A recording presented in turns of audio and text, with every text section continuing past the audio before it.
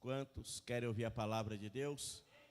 Deus tem falado conosco e vai continuar falando. Agora é o momento de ouvirmos a voz de Deus através da sua palavra. Quero convidar aqui o pastor Alexandre. Estou conhecendo ele hoje, mas já é meu amigo. Você é amigo do evangelista William? Então é meu amigo, então. Amigo do evangelista William é meu amigo. Deus abençoe, fica à vontade, querido. Eu gostaria de cumprimentar a amada igreja com a paz do Senhor, amém? Louvado seja o nome do Senhor por essa oportunidade. Obrigado, querido. Por essa oportunidade que o Senhor nos dá. Quero dizer que subo nesse altar aqui com muito tremor e temor, porque sei o peso da responsabilidade, sei que aqui tem passado grandes homens, pastor Davi, pastor Paulo Alexandre e os demais ministros. Tenho visto, tenho acompanhado pela internet, os mensageiros que aqui vêm, e recebi o convite do pastor Davi um mês atrás, e minhas pernas bambearam um pouco, porque eu não sou um pregador itinerante, eu sou um pastor de um pequeno rebanhozinho, e a gente quase não sai da igreja, porque nós temos estudo terça-feira, culto quinta, culto domingo, e nós não aceitamos convite nesses dias. Porém, um convite vindo da parte do pastor Davi, que foi meu pastor durante 3 anos, um homem que me direcionou para o ministério. Sempre falo isso, eu não enxergava mais a chamada na minha vida, mas pastor Davi enxergou e me incentivou. Vocês têm um grande líder, e eu quero que vocês aproveitem a oportunidade, porque lá em Mesquita o povo está orando para ele voltar para lá. E quero agradecer aos irmãos pela oportunidade também, louvar a Deus pela vida da minha esposa, que está me acompanhando ali, obreira Miriam, diácono Douglas, meu amigo, sua esposa diaconisa Sabrina, o nosso mascote, o Santos, que veio conosco ali, até agora não dormiu, graças a Deus. E quero dizer que você tem a oportunidade hoje de ouvir a palavra de Deus. É Deus que vai falar para você. Esquece o pastor Alexandre, que o pastor Alexandre não é ninguém. Amém? Então eu gostaria que se você pudesse, se colocasse de pé, para que nós pudéssemos ministrar a palavra de Deus. Evangelista William, um grande amigo. Tivemos a oportunidade de fazer alguns trabalhos juntos, foi bênção demais. Retiro de jovem, foi pregar lá na Acadêmica algumas vezes. Muito tempo a gente não se via, mas graças a Deus por essa oportunidade. Gostaria que você abrisse a palavra de Deus no Evangelho segundo escreveu Mateus, capítulo 16. Há 3 anos atrás eu sonhei que pregava nessa igreja e nem conhecia essa igreja. Sonhei e não lembrava do sonho. E quando o pastor Davi me chamou e disse, vem pregar aqui um dia, na hora o sonho veio na minha mente e eu olhava e via esse altar e via esses bancos, essa igreja, e eu creio que foi Deus que marcou esse encontro aqui hoje. Amém? Evangelho de Mateus, capítulo 16, você acompanha, por favor, do 13 ao 18, uma palavra muito conhecida, vou ser o mais objetivo possível. Todos encontraram? Amém. Então diz assim, indo Jesus para os lados da Cesareia de Filipe, perguntou a seus discípulos, quem diz o povo ser o filho do homem? E eles responderam, uns dizem João Batista, outros Elias, outros Jeremias, ou algum dos profetas. Mas vós, continuou ele, quem dizeis que eu sou? Respondendo Simão Pedro, disse, tu és o Cristo, o Filho do Deus vivo. Então, Jesus lhe afirmou, bem-aventurado és, Simão Barjonas, porque não foi a carne e sangue que te revelaram, mas meu Pai, que está no céu. Também eu te digo que tu és Pedro, e sob esta pedra edificarei a minha igreja, e as portas do inferno não prevalecerão contra ela. Oremos. Pai, em nome de Jesus, muito obrigado, Senhor Deus, por essa oportunidade de estarmos aqui nessa noite. nós já louvamos, já adoramos o teu nome, já sentimos tua presença aqui, tua presença é real, por isso nós estamos alegres e agora queremos te pedir, Pai, que o Senhor nos direcione, que nós venhamos falar, Senhor Deus, somente aquilo que o Senhor quer que nós falemos e aquilo que o teu povo precisa, não o que nós queremos ouvir, não o que eles querem ouvir, mas aquilo que nós necessitamos para sairmos daqui hoje impactados pela tua palavra, para sairmos daqui renovados, para sairmos daqui cheios do teu Espírito Santo e com uma mentalidade renovada para conquistar o mundo e derrubar as portas do inferno. Assim nós oramos em nome de Jesus. Amém. Pode tomar teu assento. Glória a Deus. Meus irmãos, no capítulo 15 desse mesmo livro, o Senhor Jesus, ele vai operar a segunda multiplicação dos pães, relatada no Evangelho. Jesus vai entrar no barco e vai a um território chamado Magadã. Para muitos estudiosos, esse território é Magdala, uma cidade às margens do Mar da Galileia, onde morava Maria Madalena. Ao chegar no capítulo 16, Jesus, ele encontra fariseus e saduceus, e o texto vai dizer que eles se aproximam de Jesus com o intuito de tentá-lo. Observem que o texto está dando ênfase a isso, e eu quero dizer para vocês que eles não foram até Jesus com o intuito de prová-lo, mas de tentá-lo, porque há diferença entre tentar e provar. Quando há uma aprovação, essa aprovação ela vem com um propósito de levar o homem a um nível maior.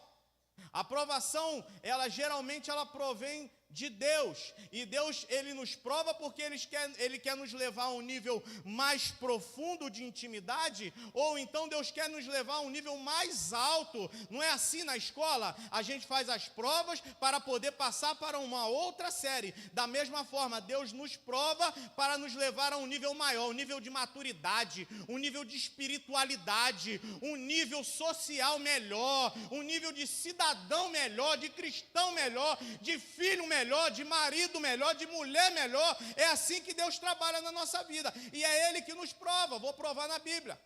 Gênesis capítulo 22, a Bíblia diz que Deus, ele vai provar Abraão, pedindo que Abraão oferecesse o seu filho. Abraão obedece e Deus fala: não precisa matar teu filho, porque eu já sei que tu temes a Deus. Mas Deus é onisciente, Deus já sabia. Deus usou a prova para mostrar para Abraão que ele era um homem fiel a Deus, porque muitas das vezes Deus quer provar para nós quem nós somos. O texto ainda vai dizer em Deuteronômio 8, Moisés vai dizer para o povo: olha, vocês foram provados pelo Senhor durante 40 anos nesse deserto. O Senhor humilhou vocês, o Senhor provou vocês, porque o Senhor queria saber o que tinha no coração de vocês e se vocês iam obedecer os mandamentos do Senhor. Então, como diz Salmos 11:5, Deus prova o justo. E dando mais ênfase a isso, o Tiago, no capítulo 1, ele vai dizer que a aprovação, ela gera perseverança. E essa perseverança, ela vai gerar em nós uma ação que nos fará maduros e íntegros. Olha que coisa linda. Aí no versículo 12, ele vai dizer o seguinte: feliz é o homem que persevera na aprovação, porque depois de aprovado, ele receberá a coroa da vida que Deus prometeu para aqueles que o amam. Então é Deus que nos prova. Está sendo provado? Da glória a Deus. Está sendo provada da glória a Deus. Deus quer te levar a um nível mais alto. Agora é diferente a tentação. A tentação, ela vem com o intuito de derrubar. Ela vem com o intuito de envergonhar, de derrotar. E ela não vem de Deus.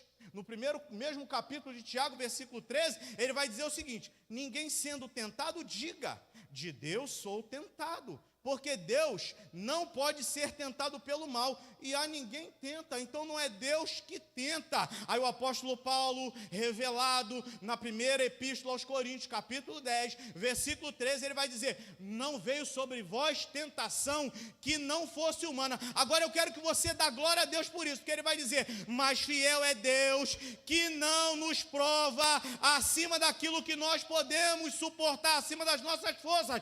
Antes, ele veio com um meio para suportar e para que nós saiamos dela.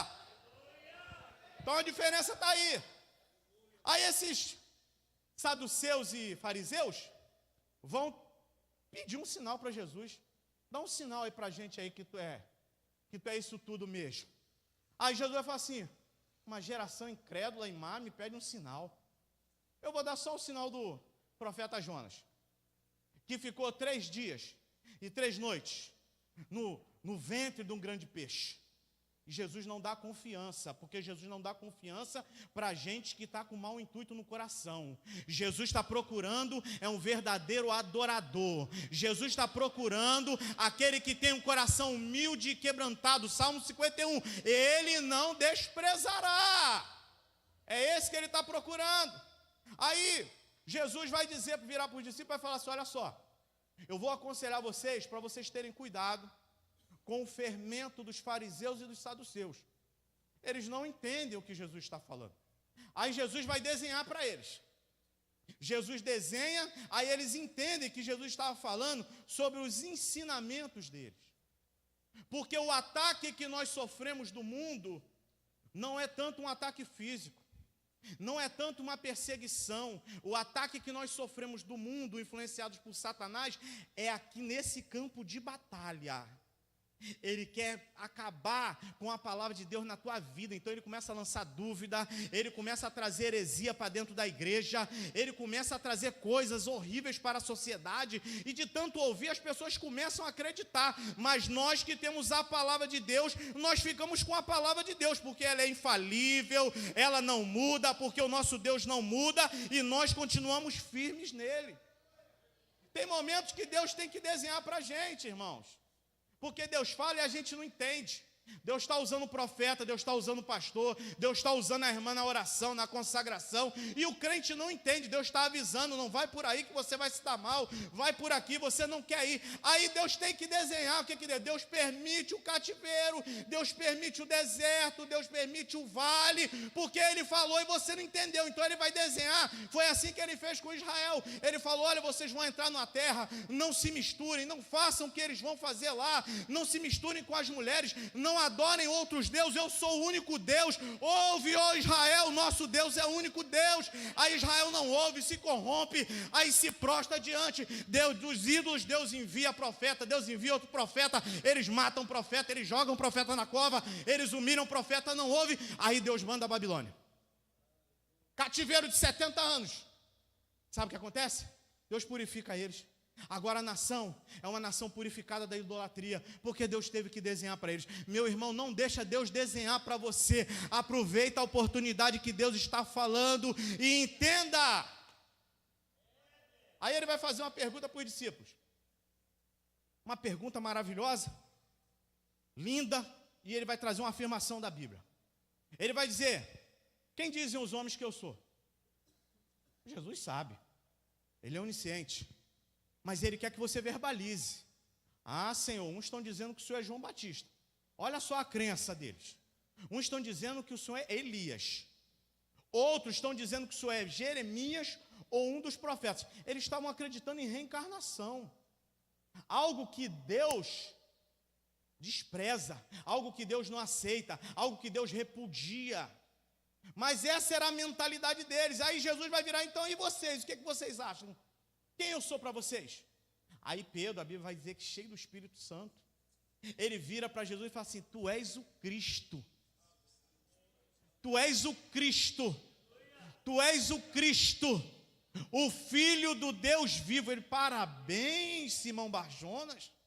Porque não foi carne e sangue que te revelou, porque carne e sangue não pode revelar isso, o homem natural não pode entender as coisas de Deus, se a graça de Deus não te atingir, se o Espírito Santo não te mostrar, porque é Ele que convence o homem do pecado, do juízo e da justiça. Então a todo dia fala: Espírito Santo me convence, Espírito Santo me ajuda a entender o que eu não estou entendendo. Aí ele vai falar: muito bem, porque não foi a carne que te revelou. E aí ele vai dizer algo tremendo, ele vai dizer: tu és Pedro, mas sobre esta pedra edificarei a minha igreja, e as portas do inferno não prevalecerão contra ela. O que Jesus estava querendo? O que Jesus estava querendo falar para esses homens?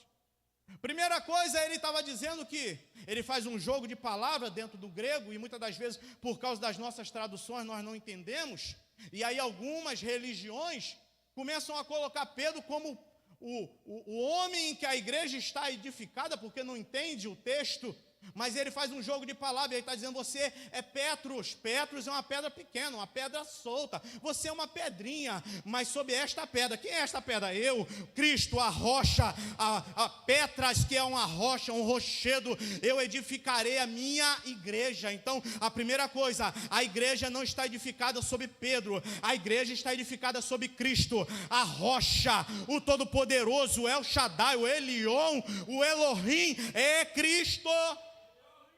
E o próprio Pedro vai dizer isso. Pedro escreve na primeira epístola, capítulo 2, versículo 5 e 6, ele vai dizer: vós também, como pedras vivas, está falando de pedras, Petros, sois edificado casa espiritual, sacerdócio santo, para oferecer sacrifícios espirituais agradáveis a Deus, por Jesus Cristo. Por isso também na Escritura se contém: eis que ponho em Sião a Petras principal. Aí ele está falando de Cristo, de esquina, eleita e preciosa, a quem nela crê não será confundido. Ele continua: a pedra que os edificadores rejeitaram, pedra principal, pedra angular. Ele está dizendo: vocês são pedrinhas, mas eu sou uma rocha. A igreja de Resende, as pessoas aqui são pedrinhas, mas vocês estão firmados sobre uma rocha. Davi entende isso, escreve no Salmo 40, já foi citado aqui hoje. Ele fala: olha, ele me tirou de um lamaçal, de um arco, eu estava lá, eu estava preso, eu não conseguia me mover, e ele me colocou sobre uma rocha. Davi era profeta, ele estava profetizando 1000 anos depois. Ele me colocou sobre a rocha, a pedra angular, que todos rejeitaram, Cristo, Jesus, a rocha. É isso que ele está falando no Salmo 40. Vai ser revelado. Por que Jesus está fazendo isso? Porque na crença dos judeus, o Sheol, no hebraico, ou Hades, no grego, era o lugar onde os judeus entendiam, naquele tempo, onde os mortos estavam e que o Messias libertaria os mortos. Só que o texto vai dizer que eles chegam a Cesareia de Filipe. Por que Jesus vai dar ênfase? E o texto, Mateus, vai dar essa ênfase para o lugar, porque Cesareia de Filipe era uma cidade totalmente pagã. Cesareia de Filipe era uma cidade que tinha muitos deuses, templos de muitos deuses, inclusive um templo de adoração ao imperador Nero.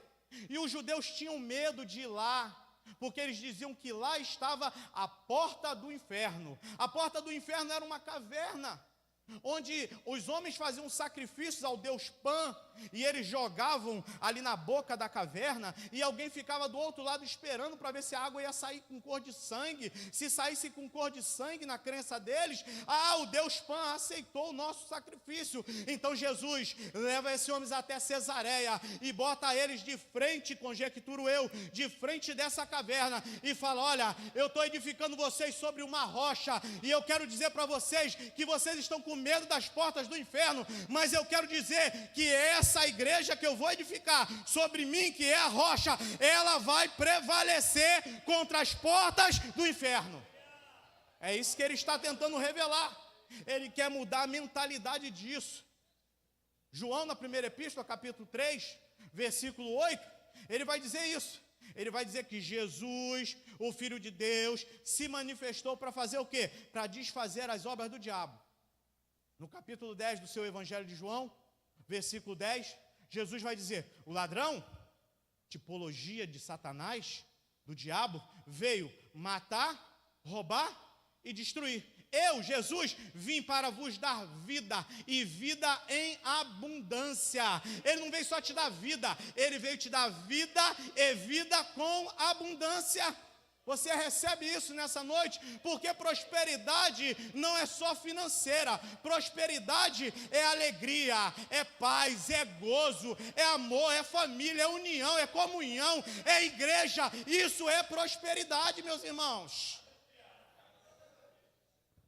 Jesus quer mudar o pensamento deles. Porque muitas das vezes nós estamos na igreja, viemos do mundo, mas a nossa mentalidade não muda. E quando a nossa mentalidade não muda, nós não avançamos. Nós estamos há 10, há 15, há 20, há 30 anos na igreja e continuamos da mesma maneira. Venha como estás. Isso não está na Bíblia. Foi citado aqui que está na Bíblia hoje. Você que está cansado e sobrecarregado, vem até Ele, porque Ele vai te aliviar. Então você pode vir como estás, mas você não pode permanecer como estás. Se antes você roubava, agora você não rouba. Se antes você traficava, o presbítero deu testemunho, agora você não trafica. Se antes você adulterava, agora você não adultera mais, porque você tem uma nova mentalidade. A palavra conversão, arrependimento, ela vem de uma palavra grega que é metanoia. Metanoia é mudança de entendimento, mudança de pensamento. É isso que nós precisamos, é mudar a nossa mente. Paulo vai escrever aos Romanos capítulo 12, versículo 2, ele vai falar assim: não vos conformeis, não tomem forma do mundo, mas renovai a vossa mente com entendimento. Entendam o que vocês estão fazendo. É por isso que Satanás ataca a tua mente. Satanás não está preocupado em tirar teu carro, tirar tua casa, tirar tua empresa, teu emprego, porque ele sabe que se tu tirar ele tirar um carro teu hoje, amanhã Deus é poderoso para te dar um muito melhor. Se ele tirar a tua empresa hoje, amanhã Deus pode te dar uma empresa muito melhor, mas ele quer tirar a tua fé, a tua convicção, e ele ataca a tua mente. É isso que Jesus veio trabalhar na mente deles. Olha só, João Batista aparece pregando, e a pregação de João Batista é: arrependei-vos, metanoia, arrependei-vos, mudem a mentalidade de vocês, porque o reino dos céus está próximo. Aí João Batista morre, Mateus 4, anuncia que João Batista morre e fala. Aí Jesus passou a pregar, e a pregação de Jesus era: arrependei-vos, porque é chegado o reino dos céus. Pedro, capítulo 2 de Atos, vai fazer uma pregação totalmente cristocêntrica, porque hoje a gente não quer pregar mais cristocêntrico, hoje a gente é coach. Né, pastor? A gente é coach, a gente quer pregar mensagem que agrada o ego, a gente quer pregar mensagem que não pode confrontar o ser humano, não pode pregar sobre pecado, não pode pregar sobre arrependimento, sobre conversão, tem que pregar algo que seja mais leve, mais light, mas o evangelho é arrependimento.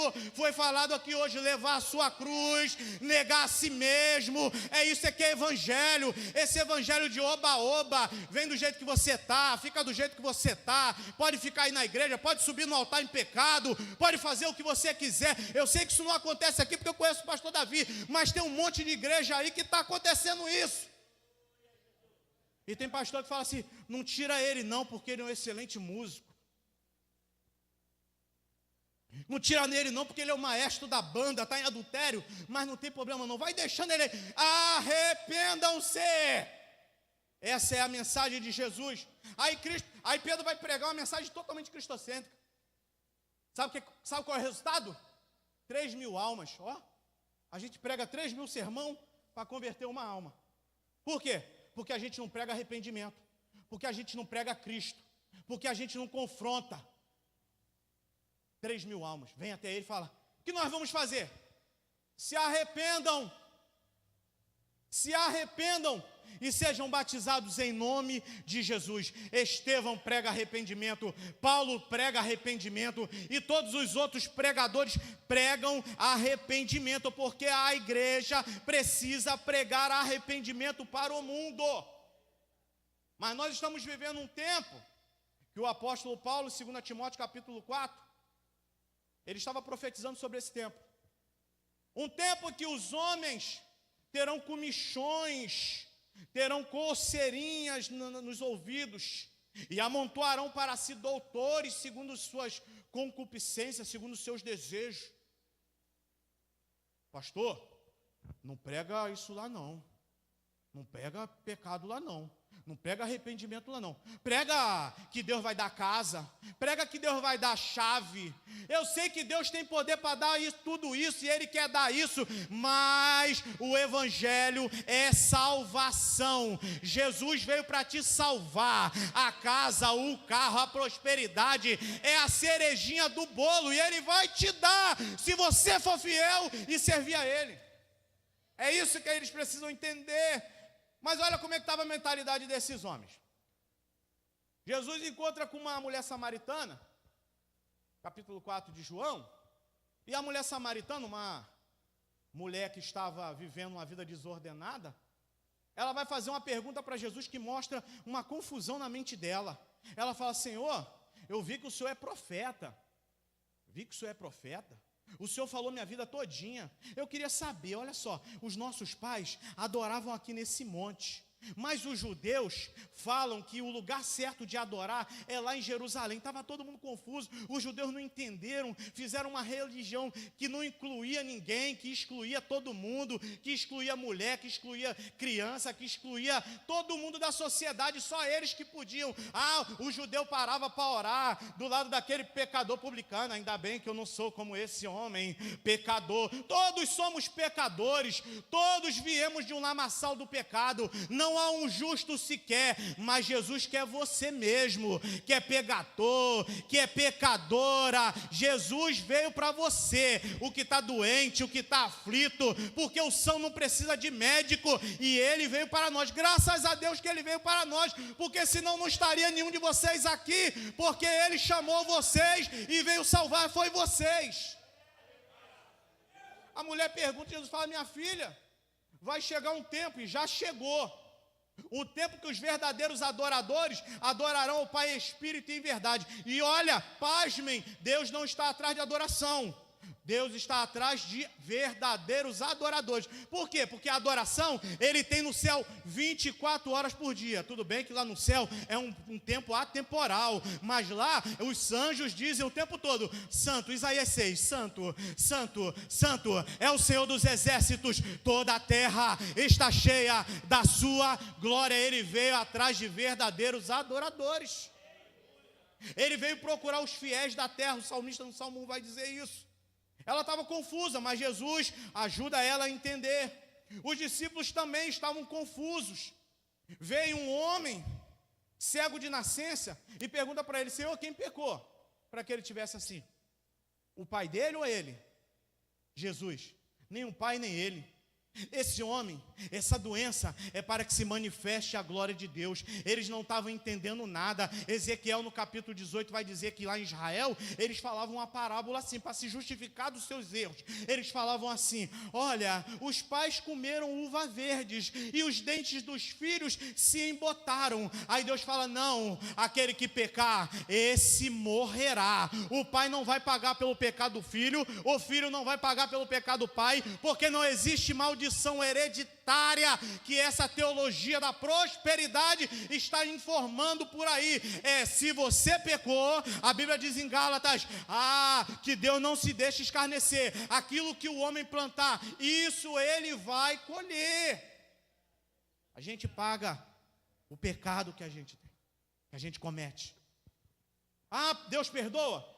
Perdoa, porque Ele é misericordioso, mas a gente tem a consequência do pecado. Davi, um homem segundo o coração de Deus, peca. Vai a Natan, fala com ele, me perdoa, Deus me perdoa. Davi, fica tranquilo, Ele já te perdoou, mas fica sabendo que a espada não vai apartar da tua casa, porque aquilo que o homem planta, o homem colhe. Jesus veio mudar essa mentalidade. Simão mágico ouve o evangelho, ouve a palavra, se converte. Aí ele vê os apóstolos orando e o Espírito Santo descendo sobre as pessoas. Quando ele vê aquilo, olha só o que ele faz. Ei, quanto que é isso aí? Quanto que é esse dom? Aí Pedro vira para ele, olha rapaz, você se converte porque você está querendo aquilo que é de graça, aquilo que Deus deu pela graça. Ele não entendeu, a mentalidade não havia mudado. É isso que Jesus veio fazer, mudar a nossa mentalidade. Alguns judeus estavam se convertendo ao cristianismo. E o que esses judeus estavam fazendo? Estavam indo na igreja principalmente de Gálatas, as igrejas da Galácia, e estavam dizendo que, olha só, gentio se converteu, tem que se circuncidar. Aí Paulo vem e arrebenta eles, fala, é pela fé, é pela graça vocês são salvos por meio da fé, isso não vem de vós, é dom de Deus, para que ninguém se glorie das suas obras. Então Deus quer mudar a mentalidade da igreja. E o que Jesus quer falar para nós hoje sobre essa palavra? É que a igreja, ela está num posicionamento que não é o posicionamento que Jesus mandou. Jesus estava dizendo que as portas do inferno não prevalecerão. Meus irmãos, nós estamos numa guerra de reinos. O reino do bem contra o reino do mal. Quando no tempo medieval, e isso a gente vê muito em filmes, havia uma guerra, vamos lembrar de Jericó. Os judeus estão vindo aí, o povo de Deus que saiu do Egito está vindo aí. O que eles fizeram? Trancaram os portões, trancaram tudo, colocaram sentinela. Por quê? Porque a nossa cidade é intransponível. Eles vão ter que derrubar as nossas portas. Ninguém ataca com porta. Porta é arma de defesa. E Jesus está dizendo, as portas do inferno não prevalecerão. Sabe o que está acontecendo com a igreja? A igreja, ela fica na defensiva, esperando o inferno atacar para se defender. Mas na verdade Jesus Cristo nos implantou nessa terra para nós avançarmos contra o inferno, contra Satanás, e derrubarmos aquelas portas e tirarmos as almas que estão na mão do diabo. É isso que eu quero dizer para vocês hoje. Vocês foram revestidos de poder. Jesus falou em Atos 1, versículo 8, vocês receberão poder para ficarem em casa, sentados. Vocês receberão poder para ficarem sentados nesse banco luxuoso, entre quatro paredes.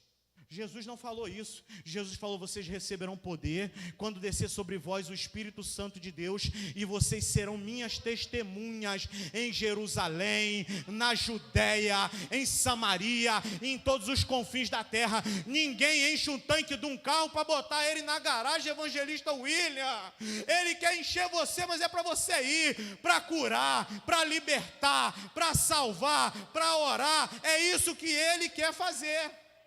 Mas a igreja não entendeu. A mentalidade da igreja ainda está pequena. A igreja prefere ficar no comodismo dentro da igreja, dentro do templo. Olha a diferença. A igreja primitiva, uma igreja que avançou o mundo sem internet, sem rádio, sem televisão, sem carro, sem imprensa. Por quê? Era uma igreja que sabia o que queria, entendia o que Deus queria. Uma igreja que encheu de poder, e eles tacaram fogo nesse mundo, a pé, sem internet, sem jornal. Mas nós estamos mais preocupados com isso aí. Amém, internet é uma maravilha, jornal é uma maravilha, Facebook é uma maravilha, quando a gente para de ficar choramingando e querendo jogar piadinha para outras pessoas e falando mal de outro. Facebook é uma benção, posta lá um versículo, conta um testemunho, faça alguma coisa que edifique. Use as ferramentas que Deus te deu para edificar pessoas e não para destruir pessoas ou se destruir com as nossas mágoas e angústias. A mentalidade da igreja precisa mudar. Nós precisamos avançar. E sabe o que Deus faz quando a nossa mentalidade muda? Ele nos usa com poder e autoridade. Eu vou concluir contando aqui uma história que eu vi um pregador contando uma certa vez e achei muito pertinente. Numa faculdade, existia um professor ateu, gostava de zombar de crente. Aí, ele ficava se preparando, no final do semestre, ele falava assim, ainda existe alguém aqui que acredita em Deus?